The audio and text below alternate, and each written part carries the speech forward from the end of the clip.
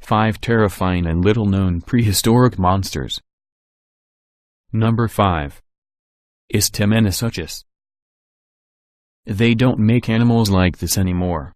Episinus is one of the most bizarre-looking prehistoric monsters. It belonged to the group of the Dinocephalians, and despite their dinosaur-like appearance, they were actually more closely related to mammals, including us.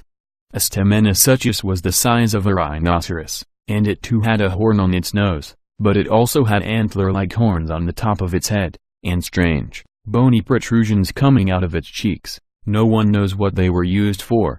It also had a set of monstrous, sharp teeth, but scientists aren't sure about its food preferences. Personally, I believe this thing was big and scary enough to eat anything it wanted.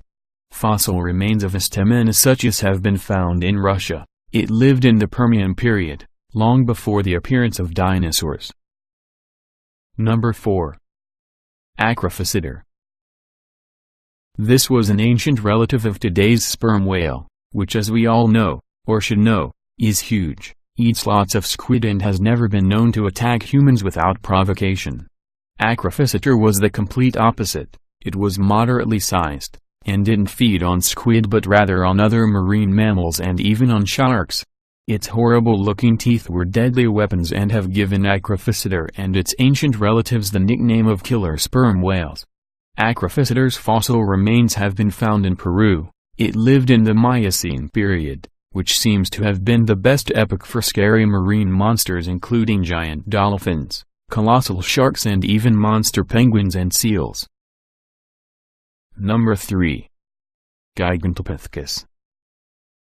Its name says it all. It was a monstrous ape, closely related to the orangutan, that roamed the bamboo forests, jungles and mountains of China, India and Vietnam during the Pleistocene. It was a vegetarian, but scary nonetheless. It could grow up to 3 meters tall and weigh up to 550 kilograms. Its strength must have been extraordinary and probably kept it safe from most predators. It finally went extinct 300,000 years ago, possibly due to overhunting by early human species or as the result of climate change. Of course, all Yeti and Bigfoot believers like to think that Gigantopithecus survived somehow in the most remote parts of the Himalaya. Number 2. Episinus. Episinus could well be described as a giant pitbull on steroids.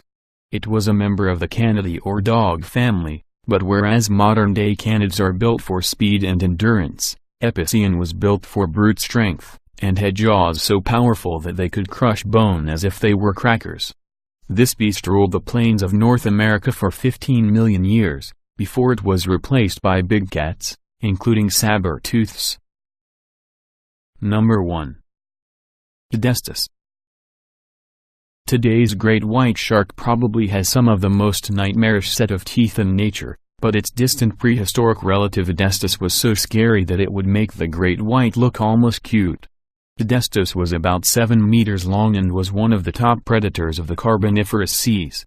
However, scientists still don't know how it used its extraordinary teeth, instead of constantly losing the worn-out teeth and replacing them with the new ones growing in rows behind, as modern-day sharks do. Destice didn't lose its teeth at all. Instead, the new teeth pushed the old teeth out of the mouth and, eventually, the gums and teeth would protrude out of the mouth like a pair of monstrous scissors.